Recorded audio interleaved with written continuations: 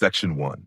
Hey guys, tonight we wander slowly into the quiet hush of a Silk Road morning, where the sky is still pale and undecided, and the world smells faintly of dust, leather, and something unexpectedly comforting: tea.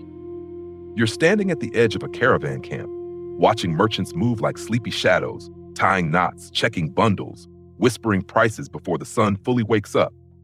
Somewhere nearby, a camel grumbles in a tone that suggests it did not sign up for this level of responsibility. And as you stand there, trying to look like you belong, you realize something important. You probably wouldn't survive a single day out here. Not because you're weak, but because you'd spend too long trying to Google how to pack tea like a gemstone with no signal. So before you get comfortable, take a moment to like the video and subscribe, but only if you genuinely enjoy what I do here. And hey, drop a comment telling me where you're listening from and what time it is there. I always love seeing how far these quiet stories travel. Now, dim the lights, maybe turn on a fan for that soft background hum, and let's ease into tonight's journey together. You shift your weight slightly as the ground crunches beneath your feet, fine sand mixed with stray bits of straw. The caravan is already alive with quiet purpose. No one is rushing, but no one is idle either. Every movement feels practiced, almost ritualistic, like a morning routine perfected over years of repetition. Right in front of you, a trader kneels beside a pile of tightly wrapped bundles. At first glance, you might think they contain silk or spices, but no, these are bricks of tea. Compressed, dark, and dense, each one carefully wrapped in layers of cloth and paper. You watch as he runs his fingers over the surface, inspecting for cracks the way someone today might inspect their phone screen after dropping it. Equal parts hope and quiet dread. Tea, you realize, isn't just a drink here. It's value, it's survival, it's reputation. Historically, during the height of the Silk Road trade, tea traveled thousands of miles from China into Central Asia and beyond. It wasn't always the delicate loose leaves you might imagine sipping from a porcelain cup. Often, it was pressed into solid bricks, easier to transport, easier to stack, and if necessary, easier to use as currency. Yes, actual money. Somewhere out there, someone once paid for dinner with a chunk of tea. Honestly, not the worst deal. You crouch down beside another merchant who is carefully layering thin sheets of bamboo around a stack of tea bricks. The bamboo crackles softly as he bends it, forming a protective shell. Then comes cloth, tied tightly with cord. Each layer has a purpose: protection against moisture, against dust, against the slow wear of a journey that could last months or even years. And here's something quietly fascinating. Some traders treated tea with the same care as precious stones, not because it sparkled, but because its value depended entirely on its condition upon arrival. A cracked or moldy brick could lose much of its worth. So they packed it not just tightly, but thoughtfully, balancing weight, airflow, and durability in ways that feel surprisingly modern. You watch one trader lift a finished bundle and gently shake it near his ear. For a moment, it almost feels like he's listening for something, perhaps the faint shift of contents inside, or simply trusting the sound to tell him everything is secure. You briefly consider doing the same with your groceries next time, but you suspect people might stare. The camels begin to gather, tall silhouettes against the growing light. Their long lashes blink slowly, unimpressed by everything. Each animal will carry dozens of these tea bundles, strapped carefully to avoid imbalance. Because if one side is heavier than the other, the camel will absolutely let everyone know, loudly, and not in a polite, excuse me kind of way. As you walk alongside the caravan, you notice how quiet it all is. No shouting, no chaos. Just the soft thud of footsteps, the creak of leather straps, the occasional snort from a camel who clearly woke up on the wrong side of history. There's a rhythm to it, a calm efficiency. And yet, beneath that calm, there's tension. Because this journey is never guaranteed. Weather can turn, routes can shift, supplies can run low. Historians still debate how traders balanced risk and reward on these long journeys, how much they relied on instinct versus shared knowledge passed down through generations. You glance back at the camp as it slowly fades into the distance. Already, it feels like a memory, the kind that lingers quietly, like the aftertaste of strong tea. Ahead of you, the road stretches out, long, winding, and full of stories you haven't heard yet. Section 2. You keep walking with the caravan as the sun slowly lifts itself over the horizon, turning the sand into something almost golden, like it's trying a little too hard to impress you. The air is still cool for now, and the traders take advantage of that, moving steadily, conserving energy, speaking only when necessary. It's the kind of quiet that feels intentional, like everyone agreed without saying it out loud, that mornings are for thinking, and maybe for not being overly dramatic before breakfast. Beside you, a trader adjusts one of the tea bundles strapped to a camel. He taps it twice lightly, then nods to himself as if the tea has just passed an exam.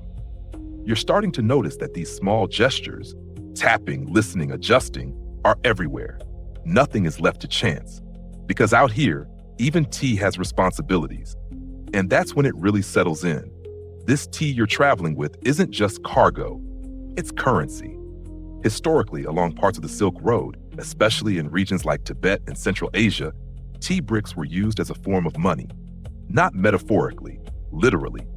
You could trade a brick of tea for goods, services, even horses.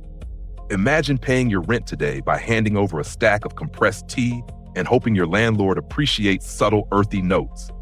It would definitely make late payments smell nicer, at least. You walk closer to a group of merchants who have paused briefly to check their inventory. One of them unwraps a corner of a tea brick, just enough to inspect the texture and aroma. He inhales gently, eyes half closed, like someone testing a new candle in a store, but with significantly higher stakes. Then he wraps it back up with care, smoothing the cloth as if tucking it in for a long journey. What's fascinating, and a little unexpected, is how standardized some of these tea bricks became. During certain periods, especially under Imperial Chinese influence, tea bricks were produced with consistent sizes and markings. Some even had official stamps, almost like ancient branding, a kind of early verified seller badge, except instead of a blue check mark, you get a block of tea you can literally chew if things get desperate, which, by the way, people sometimes did. You glance at one of the bricks more closely. It's dark, almost black, with a slightly uneven surface, pressed leaves, stems, maybe even a few twigs, all compacted into something that feels solid, dependable, not glamorous, not flashy, but incredibly useful. And here's a detail most people don't think about. Tea wasn't just traded for luxury. In many regions, especially colder, high-altitude areas, tea was essential for daily life. Mixed with butter and salt, it became a nourishing drink that provided warmth and calories. So when traders carried tea across these vast distances, they weren't just transporting a commodity, they were delivering something people genuinely relied on. You notice a merchant counting quietly under his breath, fingers moving over each bundle. There's a rhythm to it, almost like a lullaby made of numbers. You try to follow along, but somewhere around 12, your brain decides it would rather think about snacks. The caravan slows slightly as the terrain begins to shift. Less open sand, more scattered rocks. The camels adjust their pace without complaint, which feels like a rare and precious moment worth appreciating. One of them glances at you briefly, as if acknowledging your presence, then immediately loses interest. Fair enough. There's a quiet understanding among the traders that value isn't always visible. Silk shines. Spices smell strong, but tea waits. It reveals itself slowly, through preparation, through time. In a way, it's the perfect companion for a journey like this. Patient, resilient, and just a little bit understated. Historians still debate how widespread tea as currency truly was across different regions and time periods. Some argue it was more localized, while others suggest it played a broader economic role than we often realize. Either way, standing here now, watching these traders handle each brick with such care, it's hard to deny its importance. You walk alongside one of the older merchants, whose pace is steady but unhurried. His hands are weathered, his movements efficient. He doesn't speak much, but when he does, it's soft, almost like he's sharing secrets with the wind rather than with you. He gestures toward the bundles and says something you don't fully understand, but the meaning feels clear enough. This tea carries stories of where it came from, who made it, who will receive it. It's not just an object. It's a connection between places that might never meet otherwise. You think about that for a moment, about how something as simple as tea can travel across mountains, deserts, languages, and cultures, quietly linking lives together. And then, of course, your modern brain adds, and here I am complaining when my delivery takes 2 days. The caravan continues forward, the sun climbing higher now, warming the air just enough to remind you that comfort is temporary. Still, there's something soothing about the steady movement, the soft rhythm of footsteps, the gentle sway of the camels. And somewhere in all of this, wrapped in cloth and bamboo, stacked with care and quiet intention, the tea waits, ready to be traded, to be brewed, to become part of someone else's story. Section 3. The path beneath your feet grows a little rougher now, scattered with small stones that shift just enough to keep you paying attention. You fall into step beside a pair of traders who are carefully rechecking their loads, and this time, you notice something different. Not just what they're carrying, but how they're carrying it. The tea isn't simply packed, it's arranged. Each bundle is positioned with a kind of quiet precision, balanced against the others, like pieces in a puzzle that only experienced hands know how to solve. The cords are pulled tight, then adjusted again, not because they're loose, but because almost perfect isn't quite good enough when your cargo has to survive months of heat, wind, and the occasional camel with strong opinions. You pause to watch one trader unwrap a bundle just slightly, revealing the inner layers. First cloth, then a woven bamboo casing, and finally the tea bricks themselves, stacked in neat, compact rows. It feels less like unpacking goods and more like opening a carefully prepared gift. Except instead of excitement, there's a quiet, professional focus. This is where it becomes clear. They're not just packing tea. They're protecting it like it's something precious, like jade or silver or gemstones. Historically, this wasn't just poetic comparison. On the Silk Road, the value of tea depended heavily on its condition upon arrival. Moisture was the enemy. Too much humidity, and the tea could mold. Too much dryness, and it could lose flavor. Physical damage could break the bricks apart, reducing their usefulness as both product and currency. So traders developed surprisingly sophisticated packing methods to guard against all of that. You watch as a merchant slides a thin layer of paper between two tea bricks. It's not decorative, it's functional, helping prevent friction and absorbing small amounts of moisture. Then comes another wrap of cloth, tied in a pattern that distributes pressure evenly. It's the kind of detail that feels oddly modern, like watching someone carefully pack fragile items for shipping. Except here, there's no fragile sticker, just experience and hope. And here's something you might not expect. Some traders even adjusted their packing based on the specific route they were taking. Desert routes required extra protection against heat and sand, while mountain paths demanded tighter packing to withstand jolts and drops. It's almost like customizing your luggage depending on whether you're going to the beach or hiking. Except if you get it wrong, you don't just forget sunscreen, you lose your entire livelihood. You gently press your hand against one of the bundles. It's firm, slightly warm from the rising sun, and surprisingly reassuring. There's a solidity to it that makes sense now. This isn't just tea, it's trust, compressed into something you can carry. A nearby trader notices your curiosity and gives you a small, knowing smile. He taps the bundle and says something short, almost like a proverb. You don't catch the exact words, but the tone suggests something along the lines of, "Take care of it, and it will take care of you," which, honestly, is better advice than most product manuals today. The caravan pauses briefly as one of the camels kneels, clearly deciding that it's time for a break, whether anyone agrees or not. The traders move quickly but calmly, adjusting the load, redistributing weight, checking for any signs of strain. You notice how evenly the tea bundles are arranged on either side. Balance is everything. Too much weight on one side, and the journey becomes uncomfortable for everyone involved. And yes, the camel does look slightly smug about the whole situation. You step back and take in the scene. The soft rustle of cloth, the quiet murmur of voices, the rhythmic tightening of ropes, it all blends into something almost meditative. There's no rush, no panic, just careful, deliberate action. Historians still debate how much of these packing techniques were standardized across different regions versus passed down through individual trading families. Some suggest there were widely accepted methods, while others believe much of this knowledge was closely guarded, shared only within trusted circles. Either way, What you're seeing now feels like the result of generations of quiet refinement. You notice a small detail that most people would probably miss: tiny wooden spacers placed between bundles on one camel's back. They're barely visible, but they create just enough separation to allow airflow. It's such a simple idea, and yet it speaks to a deep understanding of how to protect something delicate in a harsh environment. You can't help but compare it to modern packaging: bubble wrap, foam inserts, temperature-controlled shipping, all designed to do the same thing: keep something valuable safe on a long journey. The difference is, here, everything is done by hand, guided by experience rather than instruction manuals. And somehow it feels more personal. The traders finish their adjustments, and the caravan begins to move again. The bundles of tea sway gently with each step, secure but not rigid, allowing just enough movement to absorb the rhythm of the road. It's a quiet kind of engineering, one that doesn't announce itself but proves its worth over time.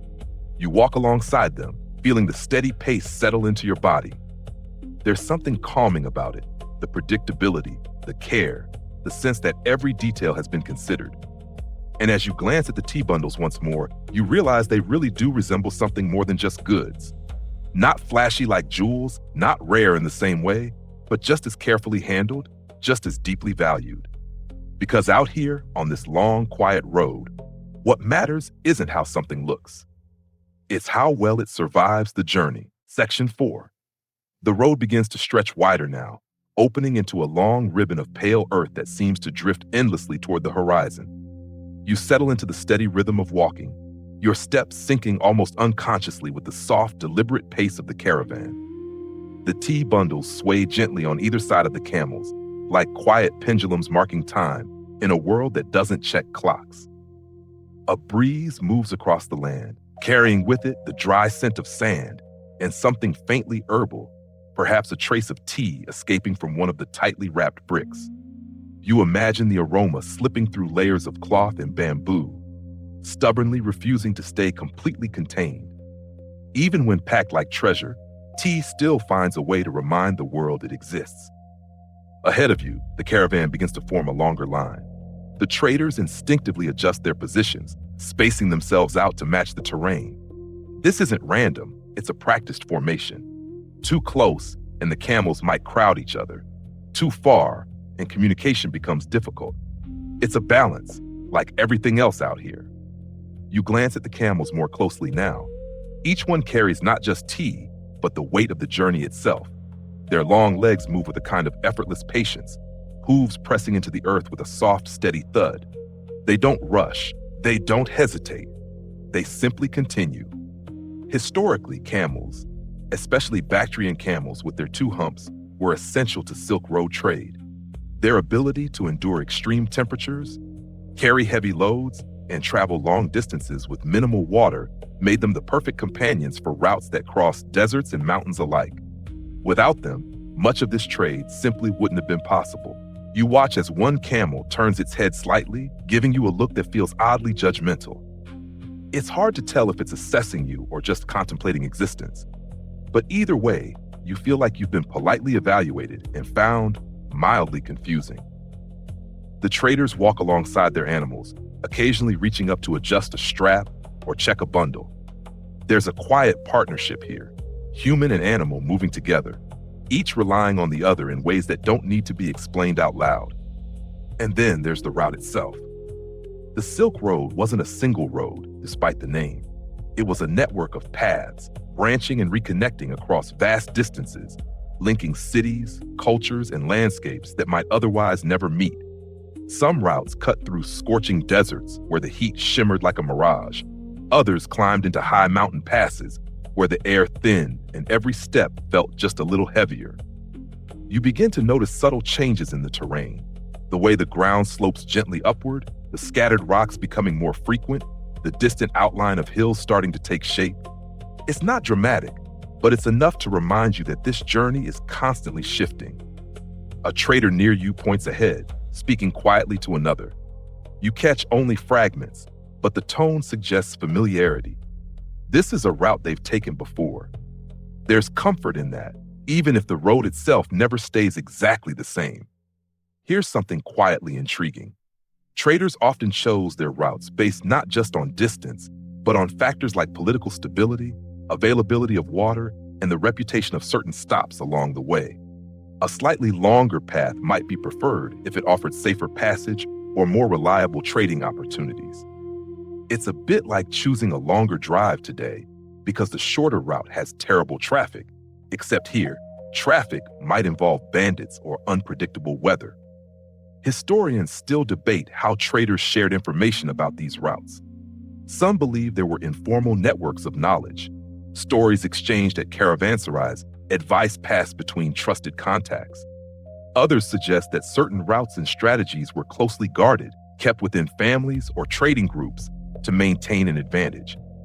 Either way, what you're witnessing feels like the result of countless journeys, each one adding a little more understanding to the path ahead.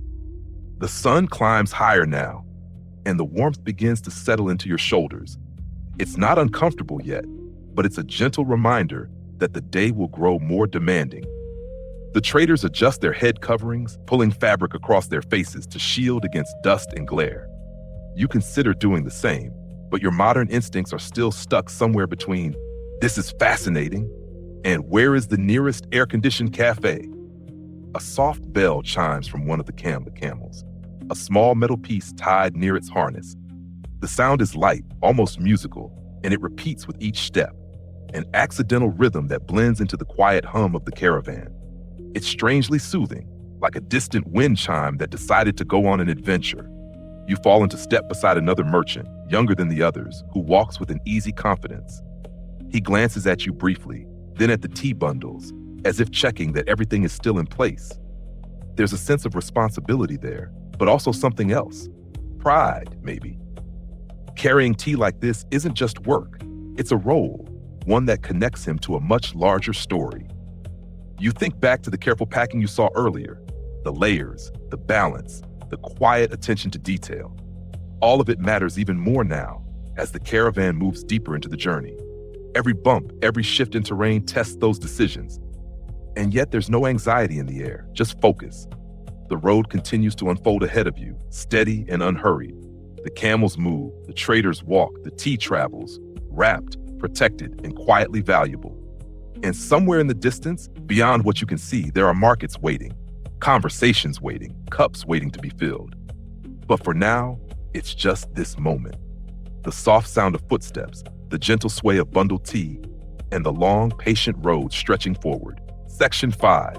The light shifts almost without you noticing, becoming softer and warmer as the morning settles into itself.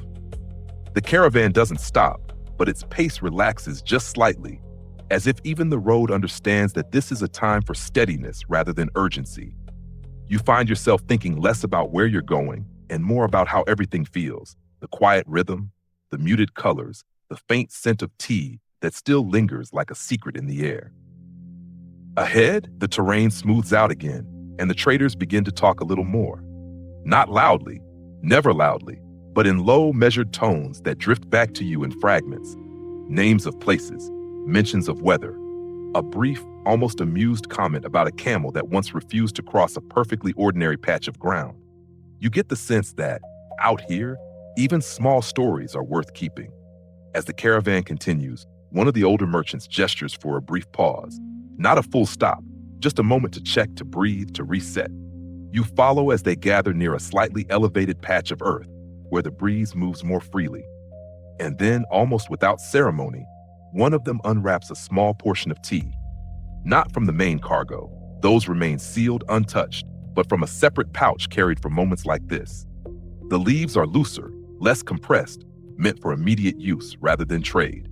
A small pot is produced, along with water that has been carefully rationed and carried. Even here, even now, tea finds its place. This is where your journey gently overlaps with something much larger, something rooted in a time when tea wasn't just practical, but deeply cultural. During the Tang Dynasty in China, tea evolved from a simple beverage into an art form. Preparation became ritual. Appreciation became philosophy. It wasn't just about drinking tea, it was about how you prepared it, how you served it, how you experienced it. Even the act of grinding tea into powder and whisking it into hot water was done with a kind of quiet intention that feels surprisingly familiar if you've ever tried to make the perfect cup of anything and somehow ended up just staring at it thoughtfully. You watch as the trader heats the water, the small flame flickering gently in the open air. There's no rush, no impatience, just a calm, deliberate sequence of actions that feels almost meditative. And here's something you might not expect. During the Tang period, tea was often compressed into cakes or bricks, not just for transport, but also for preparation. Pieces would be broken off, ground into powder, and then brewed. So the very same form that makes tea easier to carry across the Silk Road also connects directly to how it was enjoyed in its place of origin. You smile slightly at the thought. This tea has already lived multiple lives before even reaching its destination. The water begins to steam, and the trader adds the tea with a careful hand.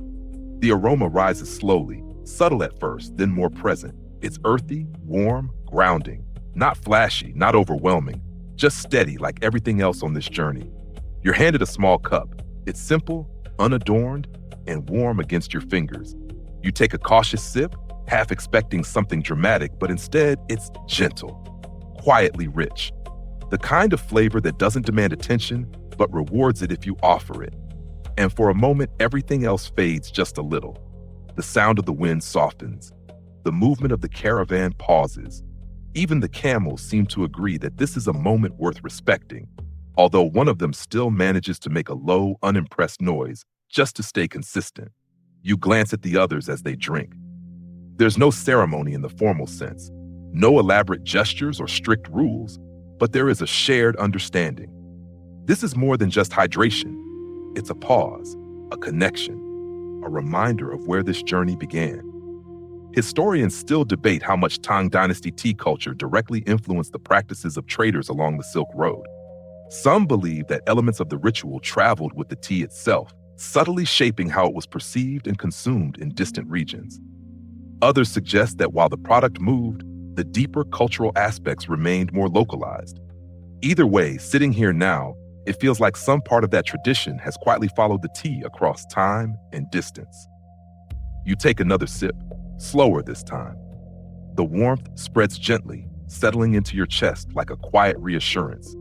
It's easy to forget, in the middle of a long journey, that something as simple as tea can create a moment of stillness. A brief pause where nothing is being traded, nothing is being calculated, nothing is being carried, except the experience itself. You think about how different this feels from modern life. No notifications, no urgency, just a cup, a breeze, and a group of people who understand the value of slowing down, even if only for a few minutes. And then, of course, your mind adds, if this were today, someone would absolutely try to review this tea online mid-sip. The moment passes gently. The cups are emptied. The pot is cleaned and packed away with the same care as everything else. There's no lingering, no hesitation. The journey continues. You stand, brushing the dust lightly from your clothes, and fall back into step with the caravan. The tea you just tasted feels like a quiet companion now, its warmth still present, its memory blending into the rhythm of the road. Ahead, the path continues, unchanged, unhurried, and somewhere behind you in that small fleeting pause, you leave a moment that feels both simple and quietly significant, just like the tea itself. Section 6. You ease back into the rhythm of walking, the warmth of that small cup of tea still lingering somewhere behind your ribs, like a quiet echo that refuses to leave in a hurry. The caravan stretches out again, returning to its familiar formation. But now you notice something new, not in the movement, but in the subtle differences between the bundles themselves. Some are wrapped tighter than others. Some have extra layers. A few even carry faint markings, symbols brushed or stamped onto the outer cloth. At first, they seem decorative, but the longer you look, the more you realize they're not decoration at all. They're information. You drift closer to one of the traders, watching as he adjusts a bundle with a particularly thick outer wrapping. He presses it lightly, then nods, satisfied. There's a faint smell, slightly smoky, slightly aged, that sets it apart from the others. This, you begin to understand, is where things get a little more inventive. Because protecting tea on a journey like this wasn't just about wrapping it well. It was also about preserving it in ways that might seem at first a little unusual. Historically, different regions developed their own methods to keep tea from spoiling during long transport. Some relied on tight compression alone, reducing exposure to air. Others experimented with natural materials, bamboo, paper, cloth treated with oils or resins, to create barriers against moisture. And in certain cases, tea was intentionally aged, allowing it to develop deeper flavors over time, which also made it more resilient to the journey. You notice one trader carefully placing a bundle near the outer edge of a camel's load, but not too exposed. It's positioned to catch just enough airflow without being directly hit by sun or sand. It's a small detail, but it feels deliberate. And here's something quietly fascinating. Some teas actually improve during transport. The slow passage of time, combined with the gentle shifts in temperature and humidity, could deepen the flavor. So in a way, the journey itself became part of the process. Imagine ordering something online and it arrives tasting better because it took longer. Modern logistics would not know what to do with that. You walk alongside another merchant who carries a small pouch at his side. He opens it briefly, revealing loose tea leaves that look darker, slightly twisted, almost glossy. He gestures as if explaining something. Again, the words are just out of reach, but the meaning feels clear enough. Not all tea is the same, and not all tea travels the same way. Some require more care. Some tolerate more risk.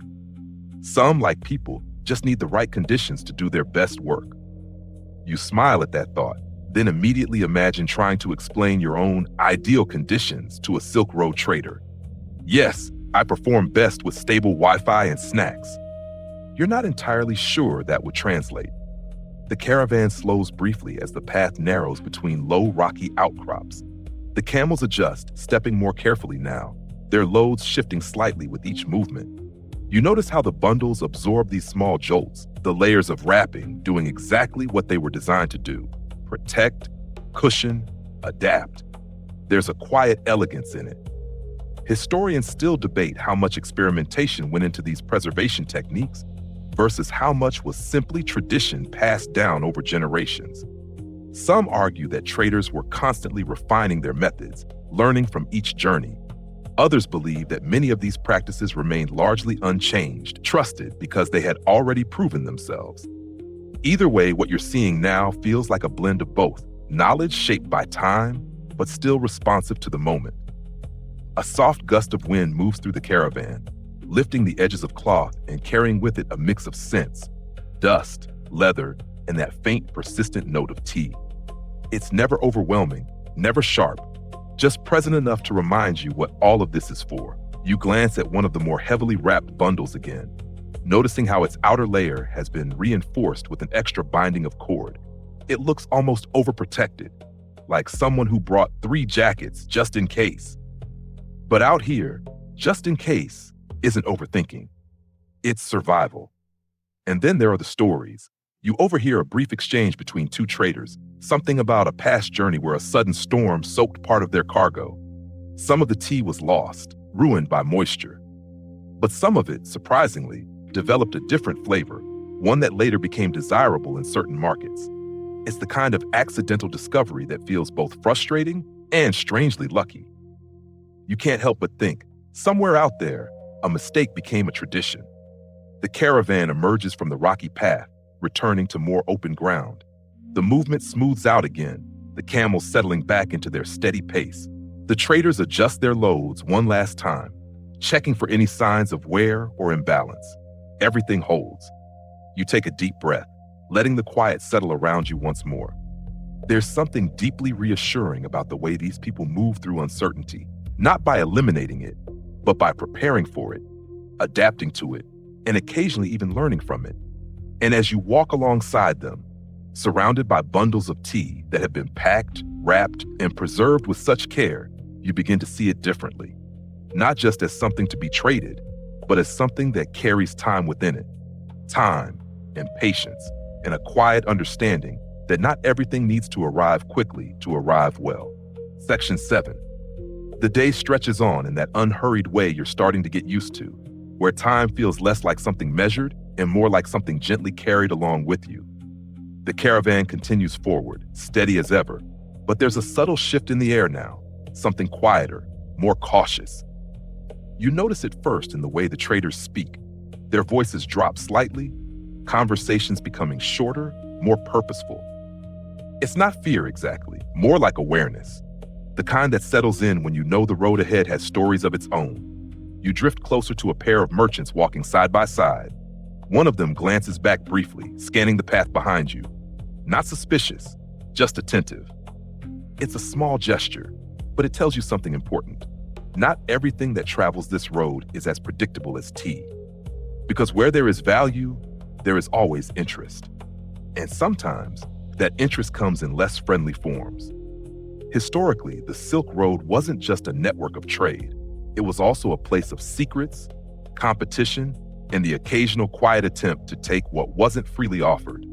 Tea, especially as it grew in value, became something worth protecting not just from the elements, but from other people. You notice how some of the bundles are marked differently. Subtle variations in wrapping, small symbols, knots tied in specific ways. At first, you might think these are just identifiers. But the longer you look, the more you realize they could also be a kind of code, a way to signal origin, quality, ownership, or perhaps something else entirely.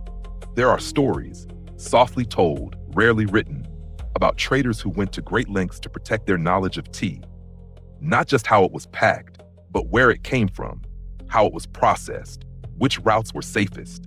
Because information out here could be just as valuable as the tea itself. You walk alongside a younger trader who carries himself with a quiet alertness. His eyes move often, not nervously but deliberately, taking in the surroundings, the caravan, the road ahead. At one point, he adjusts a bundle, then checks the knot twice, as if confirming something only he understands. And here's something you might not expect. There were actual efforts in certain periods to keep tea production techniques secret. In China, for a long time, the methods of cultivating and processing tea were closely guarded. It wasn't just about trade, it was about maintaining an advantage. There's even a well-known story of how tea knowledge eventually spread beyond its original borders, through travelers, monks, and, depending on who you ask, a bit of quiet borrowing of information. Nothing dramatic, just the slow, inevitable movement of ideas across distance. You can't help but think of it like someone trying to keep their favorite recipe secret, only to realize that eventually someone else is going to figure out at least part of it, especially if it smells that good. The caravan continues, but now you notice how the traders subtly adjust their formation. It's not obvious. Nothing here ever is, but there's a slight tightening, a closer spacing. The bundles remain secure, the camels steady, but there's a sense of quiet coordination. You glance back again, half expecting to see something dramatic on the horizon, but there's nothing. Just the long, empty road stretching behind you, as calm as ever. Still, the awareness remains. Historians still debate how common theft or interception actually was along different parts of the Silk Road. Some suggest that certain regions were relatively safe, protected by local authorities or well-established trade agreements. Others point to periods of instability where caravans had to be especially cautious. The truth, as usual, probably lies somewhere in between. You overhear a brief exchange between two older merchants, something about a past journey where a rival trader attempted to pass off inferior tea using similar markings. The story is told with a hint of amusement now, but you can sense that at the time, it wasn't quite so lighthearted. Reputation, out here, is everything. If your tea arrives in poor condition, or if it's discovered to be of lower quality than promised, word travels. Slowly, perhaps, but surely.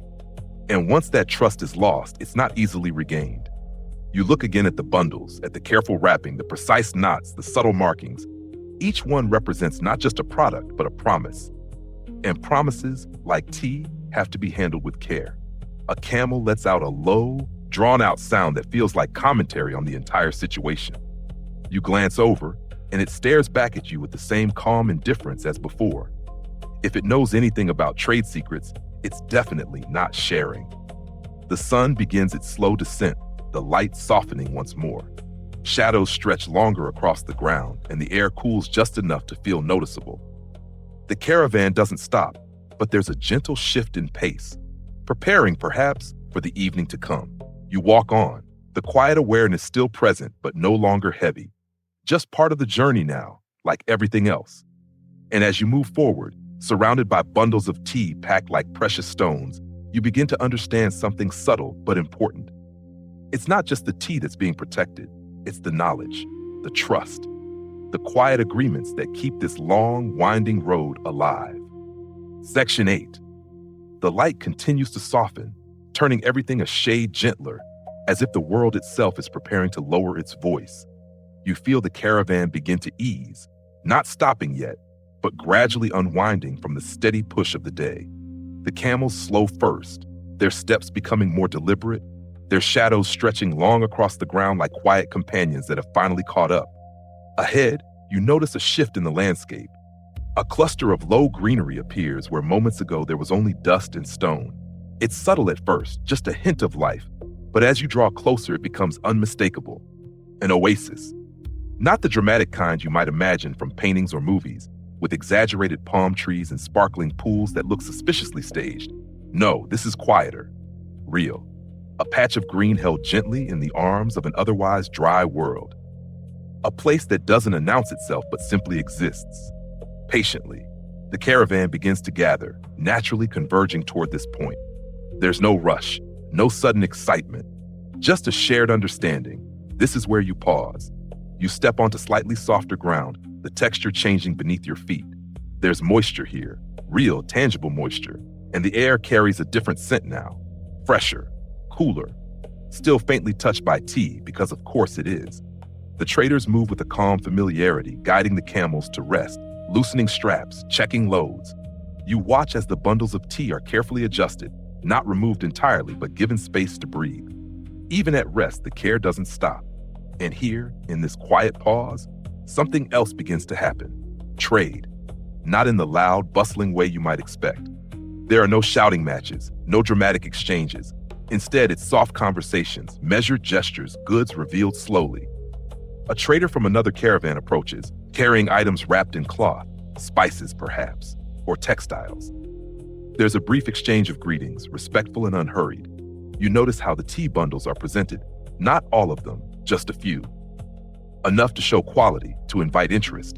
One is unwrapped partially, revealing the compressed bricks inside. The other trader leans in slightly, inspecting, nodding, asking quiet questions. It feels less like a transaction and more like a conversation that happens to involve objects. Historically, oasis stops like this were essential to the Silk Road. They weren't just places to rest. They were hubs of exchange, where goods, information, and stories flowed between travelers. Caravans arriving from different directions would meet, share news of routes, weather, political changes, and of course, trade what they carried. You watch as a small piece of tea is broken off and offered for inspection. The other trader examines it closely, even smelling it, much like earlier. There's a pause, a thoughtful silence before a quiet agreement seems to form. And just like that, value shifts hands. Here's something quietly surprising.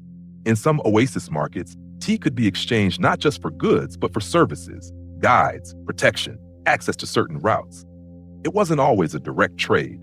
Sometimes it was part of a larger, more subtle negotiation, a kind of quiet economy built on trust and familiarity. You wander a little further, noticing other small exchanges taking place, a piece of fabric for a handful of dried fruit, a tool for a bundle of herbs, nothing flashy, just practical, necessary, and deeply human. And then there are the stories. You overhear fragments, mentions of distant cities, of a route that's become more difficult, of a place where the tea fetched a higher price than expected. The details are light, almost casual, but you can feel the importance beneath them. Information, like tea, travels carefully. Historians still debate how structured these oasis exchanges were. Some suggest they operated like informal markets, guided by shared customs rather than strict rules. Others believe certain oasis towns developed more organized systems over time, especially as trade increased. Either way, what you're seeing now feels organic, shaped by need, trust, and repetition. You sit for a moment near the edge of the water, watching the reflections ripple gently. The camels rest nearby, some kneeling, others standing quietly, as if enjoying the pause as much as you are. One of them glances over again, maintaining its ongoing role as your silent, slightly judgmental companion. You consider offering it some tea, then quickly decide against it. Something tells you that would not go as planned. A trader approaches with a small cup, offering you another taste. This one is slightly different, richer, perhaps, or just influenced by the moment. You sip slowly, letting the flavor settle. It's interesting how the same tea can feel different depending on where you are. The sun dips lower, casting a warm glow across the oasis. Shadows deepen, colors soften, and the quiet hum of activity begins to fade into something more restful. The trades slow, the conversations shorten, and the sense of movement gives way to stillness. The tea bundles are checked once more, their wrappings adjusted, their positions secured for the next stretch of the journey. Nothing is left unattended. Even in rest, there is care. You take a deep breath, letting the calm settle around you. There's something deeply reassuring about this place, not because it's permanent, but because it exists exactly when it's needed. A pause in the journey, a moment of exchange, a quiet reminder that even long roads are made of smaller stops. And as the last light of day begins to fade, you realize that this oasis, like the tea itself, is part of a much larger story, one that moves slowly, gently, and always forward. Section 9. The evening settles in almost without announcement, like a soft blanket being pulled gently over the day. The oasis grows quieter now, the earlier exchanges fading into memory, replaced by the slower rhythm of rest. You notice how the traders move differently, less focused on tasks, more at ease, as if the road has loosened its grip on them, at least for a little while. A small fire is lit nearby, its glow steady and warm, not too bright, just enough to gather around. The light flickers across faces, across bundles, across the calm surface of the water. You find a place to sit, the ground still holding a bit of the day's warmth. And then, almost naturally, tea appears again. Not as cargo, not as currency, but as something else entirely. You watch as a different kind of preparation begins, slower, more intentional. The trader handling it moves with a quiet familiarity, as if this moment belongs to him in a different way than the journey does. The tea is measured carefully, the water heated with patience, the entire process unfolding like a gentle routine that doesn't need to be explained. This feels different from the earlier pause. This feels inward. You notice a few others gathering, sitting quietly, their attention soft but present. There's no formal arrangement, no strict ceremony, but there is a shared understanding that this moment matters. And this is where your journey brushes against something deeper. Because tea, beyond trade and transport, has long been connected to stillness, to reflection, to practices that go beyond the physical. In various parts of Asia, particularly within Buddhist traditions, tea was used as a companion to meditation, a way to remain alert, grounded, and present. You watch as one of the men, dressed more simply than the others, sits slightly apart. His movements are slower, more deliberate. There's a calmness about him that feels different, not better, not more important, just quieter. He receives a cup, holds it for a moment, then drinks. Nothing dramatic happens, no sudden insight, no visible change, and yet the space around him feels subtly altered, as if the act itself carries a kind of quiet weight. Here's something gently intriguing. Monks traveling along or near the Silk Road often carry tea with them, not just for sustenance, but as part of their daily rhythm. It helped them stay awake during long periods of meditation and study. Over time, this connection between tea and mindfulness became more pronounced, influencing how tea was perceived and used.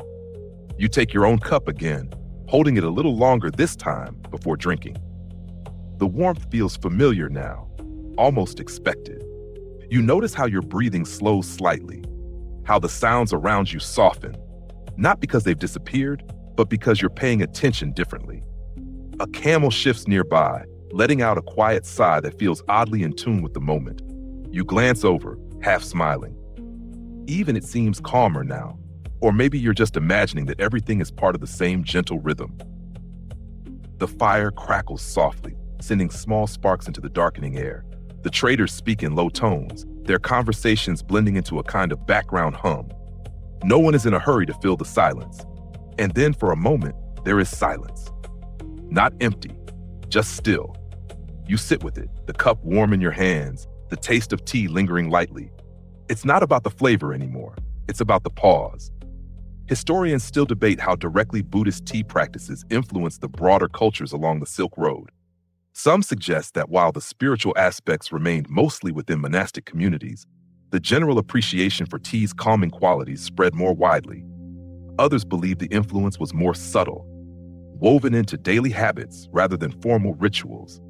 Either way, sitting here now, it's easy to feel that connection, quiet, steady, and unspoken. You think about how different this is from the way you usually experience things, how often you move from one moment to the next without really stopping. And here, on this long road, surrounded by people who have every reason to keep going, there is space for stillness. It's not forced. It's not scheduled.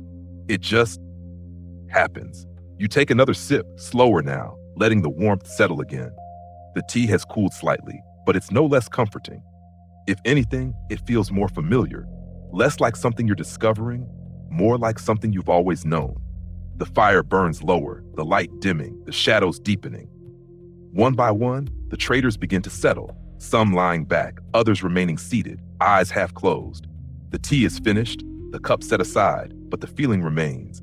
A quiet clarity, a gentle awareness, a sense that not everything needs to be filled. You lean back slightly, looking up at the sky as the first stars begin to appear, small, distant, and steady. And in this calm, unhurried moment, with the journey paused and the tea resting quietly within you, it becomes clear that this isn't just about trade or travel. It's about the spaces in between. Section 10. The night deepens slowly, like ink spreading across the sky, and the oasis becomes something softer, more intimate. The fire has settled into a gentle glow, no longer bright, just enough to hold the edges of the darkness at bay. You can hear the quiet sounds of rest all around you, the shifting of fabric, the occasional soft murmur, the distant, thoughtful sigh of a camel who seems to have a lot on its mind. You lie back slightly, your body adjusting to the ground, and let your gaze drift upward. The sky here feels impossibly wide, scattered with stars that seem clearer than anything you've seen before. No city lights, no distractions, just a quiet, endless stretch of night. And then, as if the darkness itself invites it, the stories begin, not loudly, not dramatically, just gently. One of the older traders speaks first, his voice low and steady, carrying just far enough to reach those nearby. You don't catch every word, but you follow the rhythm, the rise and fall of the story. It's about a journey, another one, from another time.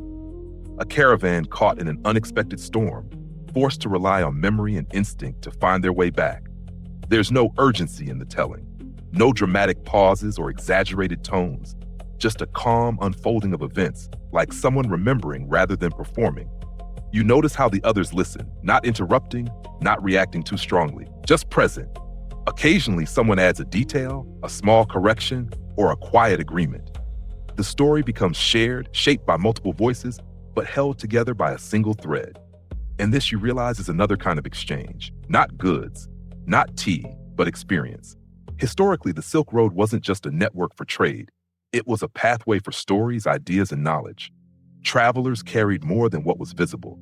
They brought news of distant lands, descriptions of unfamiliar customs, and accounts of journeys that others had never seen. You hear another story begin, this one lighter, almost amused. Something about a trader who once tried to pack his tea too tightly, only to find that the bricks became so dense they were nearly impossible to break apart later. There's a soft ripple of laughter, the kind that doesn't disturb the quiet but adds to it. You can't help but smile, imagining someone struggling with a block of tea like it's an overly ambitious DIY project. Somewhere, someone probably thought, yes, this is perfect, and then immediately regretted everything. The fire flickers slightly as a small piece of wood shifts, sending a brief wave of warmth across your face.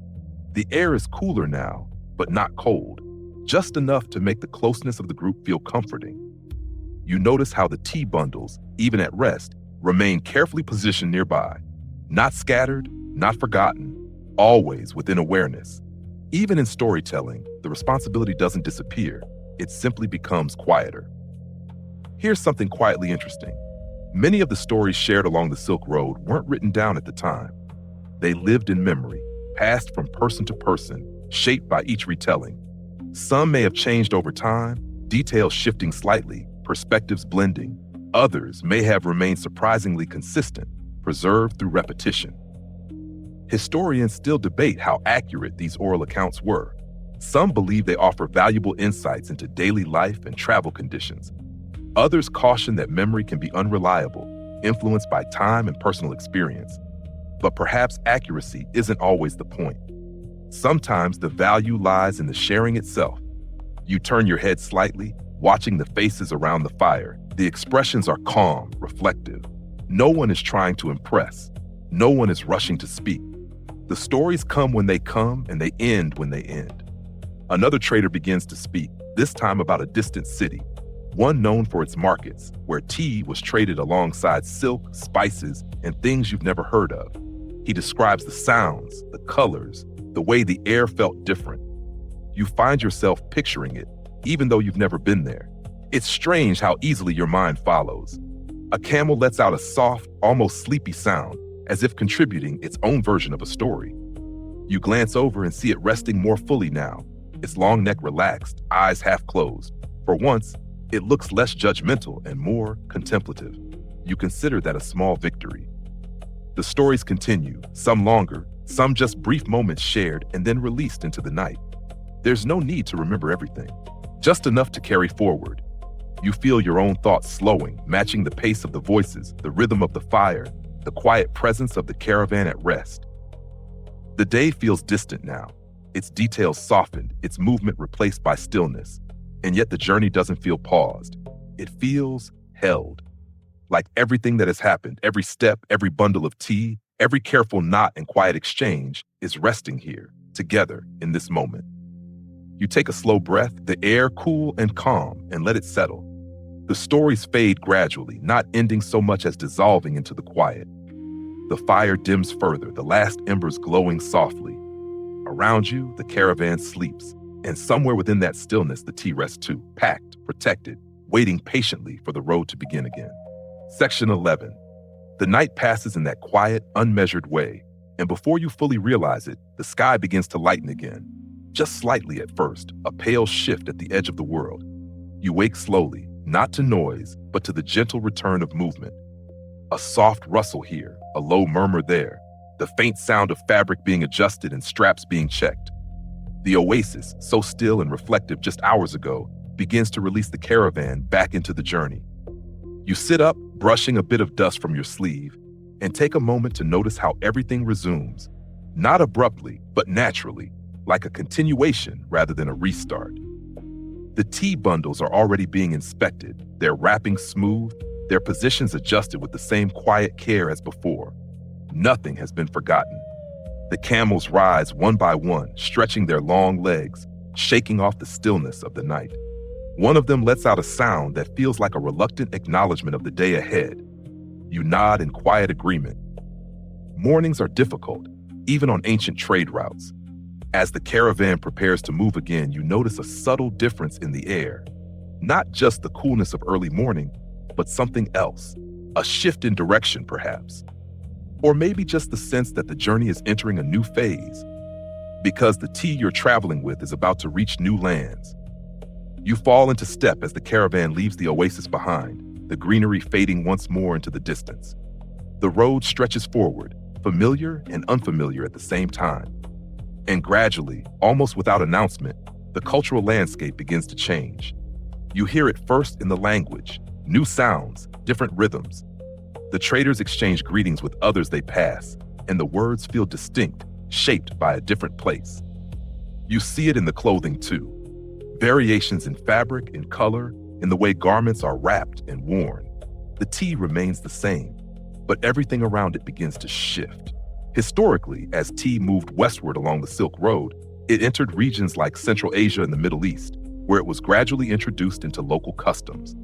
At first, it may have been unfamiliar, even curious, but over time, it found its place, adapted, reinterpreted, woven into daily life in ways that reflected the cultures it encountered. You walk alongside a trader who gestures toward a small settlement in the distance. Smoke rises gently from a few low buildings, and there's a sense of quiet activity already underway. As you approach, you notice how the caravan slows slightly, not out of caution, but out of respect. This is a place where tea will be received, and perhaps understood differently. You watch as a few bundles are carefully selected, their wrappings checked once more before being presented. The exchange here feels familiar, yet subtly different from the oasis. There's a formality to it, a structure that suggests established customs. A man approaches, greeting the traders with a calm, measured tone. His attention moves quickly to the tea, his expression thoughtful. He examines the bundles, not just visually, but with a kind of quiet curiosity, like someone encountering something both known and new. Here's something quietly fascinating. In many parts of the Middle East, tea eventually became a central part of hospitality. Served to guests, shared in conversation, it took on a social role that extended beyond its origins. But in these earlier moments of introduction, it was still something being explored. Its uses, its flavors, its place in daily life still unfolding. You notice how the tea is prepared slightly differently here. The method isn't identical to what you saw before. The proportions shift, the timing changes. It's subtle, but noticeable. A reminder that when something travels, it doesn't remain unchanged. It adapts. You're offered a cup again, and as you take a sip, you sense the difference. The flavor feels familiar, but the experience is not quite the same. There's something added, perhaps in the preparation, perhaps in the setting. It's the same tea, but it carries a different story now. You think about how that works, not just with tea, but with anything that moves across cultures. It doesn't lose its identity, it expands it. A trader nearby speaks quietly with a local, their conversation flowing more easily than you expected. There's a sense of connection there, built not just on trade, but on shared understanding. Even if the details differ, the act of exchange remains the same. Historians still debate how quickly tea was adopted in these regions. Some suggest it spread gradually, gaining popularity over time. Others believe it found a place more quickly, especially in areas already familiar with similar beverages. Either way, what you're witnessing feels like the beginning of something, small, quiet, but significant. You walk through the edge of the settlement, noticing the details, the layout of the buildings, the way people move, the rhythm of daily life. It's different from where you started, but not unfamiliar. Just another variation on the same human patterns: work, rest, connection. A camel nudges slightly closer to you, its presence steady and calm. You glance at it, and for once, it doesn't seem to be judging you quite as much. Maybe you've earned a little respect. Or maybe it's just tired. Either way, you'll take it. The caravan begins to move again, leaving the settlement behind. The tea bundles are lighter now. Some have been traded, their journey continuing in new directions. But the road ahead remains long. And as you walk forward, surrounded by the quiet persistence of the caravan, you realize that the tea you're traveling with is no longer just from one place. It belongs to many now, carried, shared, adapted, its story growing with every step. Section 12. The road feels a little different now, though you can't quite explain why at first. Maybe it's the subtle change in the air or the way the conversations shift. Less about distance, more about destinations you've never heard of. The caravan continues, steady as always, but there's a quiet sense that the world is widening. You walk alongside the traders as the landscape gradually opens into broader paths, where other travelers appear more frequently. Not large groups, not crowded, just enough to remind you that this road connects far more than what you've seen so far. And then, in small, almost unremarkable moments, you begin to notice something new. Curiosity. A group of travelers passes by, their clothing slightly different, their expressions attentive. One of them pauses briefly, glancing at the tea bundles with clear interest. There's a short exchange, gestures, a few shared words, and then they continue on, but not without looking back once more. It's a quiet kind of attention, not urgency, not demand, just interest. Because the tea you've been walking with for so long is beginning to reach places where it is not yet fully understood. Historically, when tea first made its way toward Europe, it wasn't immediately embraced as an everyday drink. At first, it was more of a curiosity, something rare, something exotic, something discussed as much as it was consumed. Early mentions of tea in European writings often described it with a mix of fascination and uncertainty, as people tried to understand what it was and how it should be used. You imagine someone encountering tea for the first time and thinking, so do we eat this? Or, which, to be fair, is a reasonable question. The caravan pauses briefly near a larger trading point, Not quite a city, but more structured than the oasis. There are more people here, more goods, more movement. Still calm, still measured, but with a slightly quicker rhythm. You watch as a small portion of tea is presented to a group of local traders. Their reactions are subtle but telling. Raised eyebrows, thoughtful nods, a quiet exchange of comments. One of them leans in to smell the tea, then steps back, considering. It's not immediate acceptance, it's exploration. Here's something quietly interesting. Early European exposure to tea often came through indirect trade routes, meaning that by the time it arrived, it had already passed through multiple cultures, each adding their own layer of interpretation. So what people encountered wasn't just tea, it was tea shaped by a journey. You think about that as you observe the interaction. The traders explain something, perhaps preparation, perhaps origin. The listeners respond, asking questions, testing ideas. It feels less like selling and more like introducing. And somewhere in that exchange, something begins. Historians still debate exactly how tea gained popularity in Europe.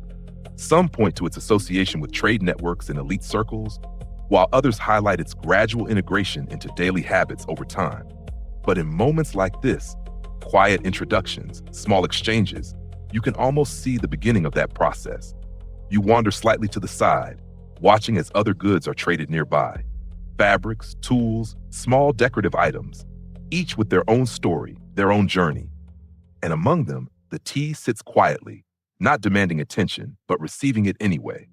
A trader near you chuckles softly, saying something that makes the others smile. You don't catch the words, but the tone suggests a kind of gentle amusement, perhaps about how something so simple can inspire so much curiosity. You nod to yourself. It's true. Sometimes the quietest things travel the farthest. A camel shifts beside you, adjusting its stance with a slow, deliberate movement. You glance up at it, and it meets your gaze briefly, as if acknowledging that yes, this is all very interesting, but also it would prefer a nap. Honestly, same. The caravan begins to move again, leaving the trading point behind.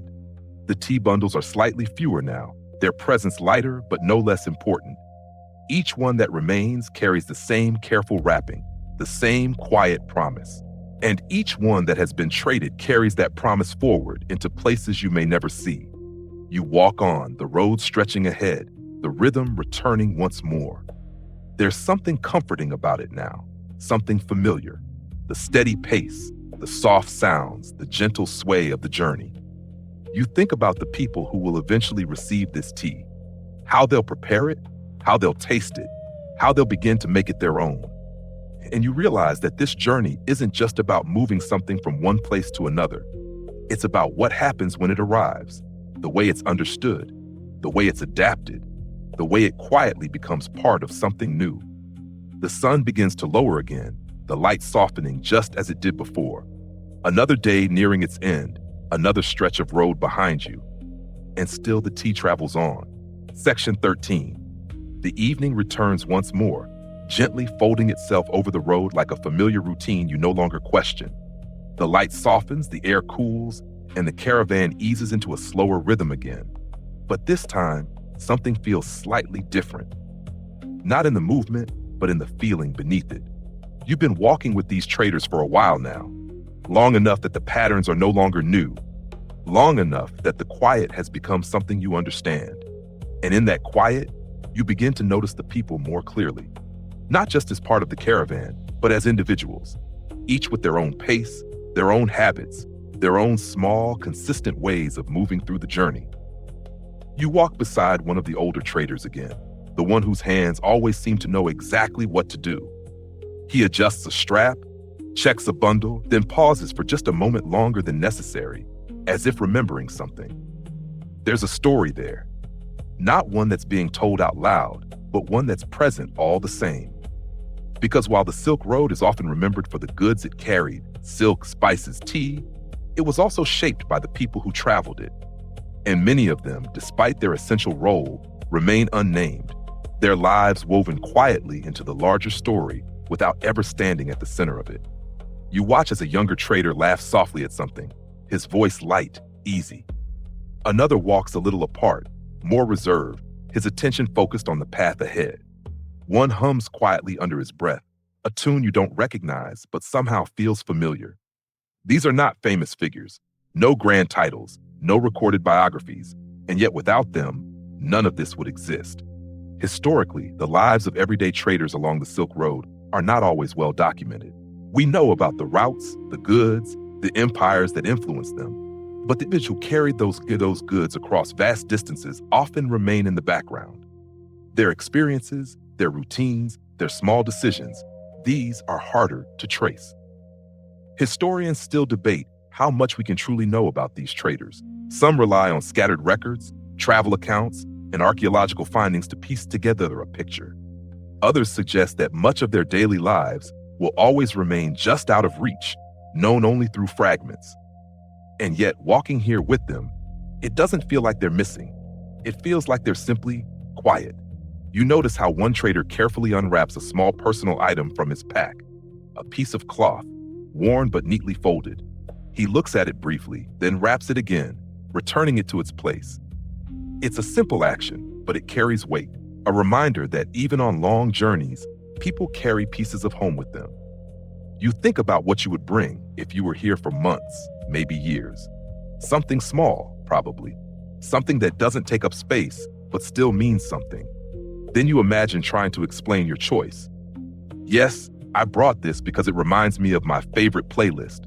And you quietly decide that maybe some things don't translate well across centuries. The caravan slows as the ground becomes slightly uneven again. The camels adjust, their steps careful but steady. The tea bundles sway gently, still secure, still protected, still moving forward. Always forward. You walk beside the younger trader now, the one who laughed earlier. He glances at you briefly, then at the horizon, as if measuring distance in a way that doesn't rely on numbers. There's a kind of resilience here, not loud, not dramatic, but constant. The ability to keep going, to adapt, to carry not just goods, but responsibility. And here's something quietly meaningful. For many traders, this wasn't just a single journey. It was a way of life. Repeated trips, familiar routes, relationships built over time. The road wasn't something they passed through. It was something they belonged to. You consider that for a moment. To belong to a road. It sounds strange at first, but the more you think about it, the more it makes sense. The routines, the knowledge, the connections, it all forms something larger than any one journey. A soft breeze moves through the caravan, lifting the edges of cloth, carrying that familiar, faint scent of tea. It's become part of everything now, so constant that you almost forget it's there, until you notice it again, like background music you didn't realize was playing. A camel walks a little closer to you, its presence steady and calm. You glance at it, and it gives you a look that feels less judgmental now, more accepting. You've been here long enough to become part of the scenery. That feels like progress. The sun dips lower, the sky shifting into softer tones. The traders begin to prepare for another evening stop, their movements calm, practiced, nothing rushed, nothing uncertain. You take a deep breath, letting the quiet settle around you once more. And as you walk alongside these people, these quiet, steady figures who carry the journey forward, you realize something simple but easy to overlook. History isn't just made by the moments we remember, it's carried by the people we don't. Step by step, bundle by bundle, story by story. Section 14. The road feels softer now, not in textures, as if the journey itself is beginning to exhale. You continue walking, the rhythm steady, familiar, almost comforting in its predictability. The caravan has thinned slightly over time, some traders parting ways at earlier stops, others joining briefly and then fading into different directions. What remains is quieter, more distilled. You notice how the tea bundles are fewer now, but somehow feel more significant. Each one carries not just weight but distance, miles already traveled, hands already passed through, stories already absorbed. And yet, as the sun begins its slow descent once more, there's a subtle shift in the air. Change. Not sudden, not dramatic, just inevitable. You walk beside one of the traders as he adjusts a bundle, his movements as precise as ever. But there's something reflective in the way he pauses afterward, his hand resting briefly on the cloth, as if acknowledging the journey it has made. Because while this road feels endless, it isn't unchanged. Historically, the Silk Road did not remain constant forever. Over time, new routes emerged, political landscapes shifted, and technological advancements began to reshape how goods moved across distances.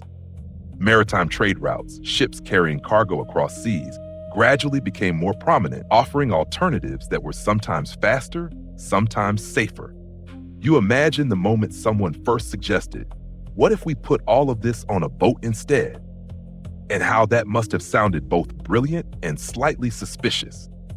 The traders around you don't speak of it directly, but you can sense an awareness, a quiet understanding that the world is evolving, even if this particular stretch of road still feels timeless. You pass through another small settlement, and less active than the previous ones. A few exchanges take place, but not many. The tea that remains is handled with the same care, the same attention, but there's a sense that its journey is nearing a kind of completion. Not an end, but a transition. Here's something quietly significant. As maritime trade expanded, especially during the later centuries, the role of overland routes like the Silk Road began to decline in certain regions. Not disappear entirely, but shift in importance. The movement of goods changed, adapting to new possibilities. Historians still debate how gradual this transition was. Some suggest it happened slowly, over generations, with overlapping systems of trade. Others point to more periods of change influenced by political and economic factors. But standing here now, it feels less like a sudden shift and more like a gentle turning of the page. You watch as a trader carefully unwraps one of the remaining bundles, checking its condition. The tea inside is still intact, still protected, still carrying everything it was meant to carry. There's a quiet satisfaction in that. The road has done its work. You think about all the steps that led here. The careful packing, the steady walking, the pauses at oases, the exchanges, the stories, the small moments of stillness. Each one part of something larger, something that doesn't need to be rushed to be meaningful. A camel walks beside you, its pace slower now, more relaxed. You glance at it, and it meets your gaze with what feels like quiet agreement. You've both come a long way. There's something comforting about that shared experience, even if it's unspoken. The light continues to fade, the sky shifting into softer shades once more. The caravan begins to prepare for another evening, but this time it feels different. Not just a pause, but a kind of gentle closing. Not the end of the journey, but the end of this part of it. You sit for a moment, watching as the traders settle, their movements calm, familiar. The tea bundles are placed carefully, their wrappings adjusted one last time for the day. And as you look at them now, you don't just see objects. You see distance, care, time quietly carried. The road behind you feels longer than before, not because it has changed, but because you understand it differently now. And the road ahead? It continues, of course. But it no longer feels like something you need to follow all the way to the end, because you've already seen what matters. The way something simple, tea, carefully packed like a precious stone, can travel across the world, not just changing hands, but connecting lives, softly, patiently, without ever needing to rush. The evening settles in again, the air cooling, the sounds softening. And the journey, as always, continues, just a little more quietly now. Section 15. The night arrives once more, but this time it feels different, softer, quieter, as if even the road knows this part of the journey is gently coming to rest. You settle down with the caravan, the movements now familiar enough that they no longer require your full attention. Everything happens as it should. Bundles checked, straps loosened, small routines completed with the same quiet care you've seen from the very beginning. Only now, it all feels lighter. The tea bundles that remain are fewer, but somehow more complete. They've traveled far, held together through dust, wind, heat, and time. Each one still wrapped with intention, still carrying that quiet promise from the very first morning you stood watching them being packed. You sit near the edge of the camp, the ground cool beneath you, and let your gaze drift across the scene. The traders move in slow, familiar patterns. The camels rest, their silhouettes calm against the dimming light. The air carries that same faint scent of tea, steady, grounding, unchanged. And yet everything has changed. You think back to the beginning, to the careful hands wrapping those first bricks of tea like something precious, the layers of cloth, the bamboo, the quiet attention to detail. It seemed almost excessive at the time. Now it feels exactly right. Because the journey has shown you what those layers were really protecting, not just the tea, but the time it took to grow it, the knowledge used to prepare it, the trust placed in those who carried it forward. You notice one of the traders sitting nearby, his posture relaxed, his hands resting quietly in his lap. He looks at the remaining bundles for a moment, then away, as if acknowledging that their story will continue beyond this point, just not with him. There's no sadness in it, just understanding. Historically, the end of a trade journey didn't always mean the end of the tea's story. Once delivered, it would be unpacked, shared, adapted, becoming part of new routines, new cultures, new lives. The road might end for the trader, but not for what he carried. Historians still debate how much of the Silk Road's influence can be seen in the modern world. Some point to the exchange of goods and technologies, others to the blending of cultures and ideas. But sitting here now, it feels less like something that ended and more like something that simply changed form. You lie back slightly, your body relaxing into the ground, your thoughts slowing in the same gentle rhythm you followed for so long. The sky above is clear again, the stars steady and distant, just as they were on that first night. Only now they feel familiar. A camel shifts nearby, letting out a soft, sleepy sound. You glance over, and it barely acknowledges you this time. No judgment, no curiosity, just quiet presence. You take that as a sign that you fully blended into the background. An honorary member of the caravan, perhaps. You smile faintly at the thought, then let it drift away. The fire nearby burns low, its glow soft and steady. The traders' voices are quieter now, fewer words, longer pauses. The journey has settled into something that doesn't need to be spoken anymore. You think about everything you've seen, the early morning preparations, the careful packing, the long, steady walk, the pauses at oases, the quiet exchanges, the stories shared under the night sky, each moment simple on its own, but together something much larger. You take a slow breath, the cool air filling your lungs, then leaving just as gently. There's no urgency now, no need to move forward. Just this moment, held softly in place. And as you rest there, surrounded by the quiet presence of the caravan, you realize that the journey hasn't just been about following the tea. It's been about understanding it. How something so small, so unassuming, can carry so much, across distance, across time, across lives that may never meet, but are still connected in quiet ways. The tea, packed like precious stones, wasn't just protected because of its value. It was valued because of everything it represented: care, patience, connection. The fire dims further, the last embers glowing faintly before settling into darkness. The sounds around you fade, one by one, until only the softest traces remain. The wind, moving gently across the land, the quiet breathing of those at rest, the distant, steady presence of the road itself. Your thoughts begin to soften, the edges of each idea blurring slightly, like footprints slowly disappearing in the sand. There's nothing left to follow now. No path to trace, no bundles to check, no distance to measure. Just the quiet understanding that everything has already been carried where it needs to go. And you, for a little while, were part of that journey. So now you can rest. Let the road fade into the distance. Let the tea settle into memory. Let the quiet take its place. There's nothing more you need to hold on to. Just the calm. Just the stillness, just the gentle rhythm of a story that doesn't need to continue, because it already has, far beyond this moment. And as the night deepens and the world softens around you, you can let your thoughts drift, slowly, gently, like the caravan itself moving beyond sight. No rush, no effort, just rest. And if you listen closely, you might still hear it, the faint, steady echo of footsteps on a long, quiet road, carrying something small and precious through the world. Softly, patiently, endlessly.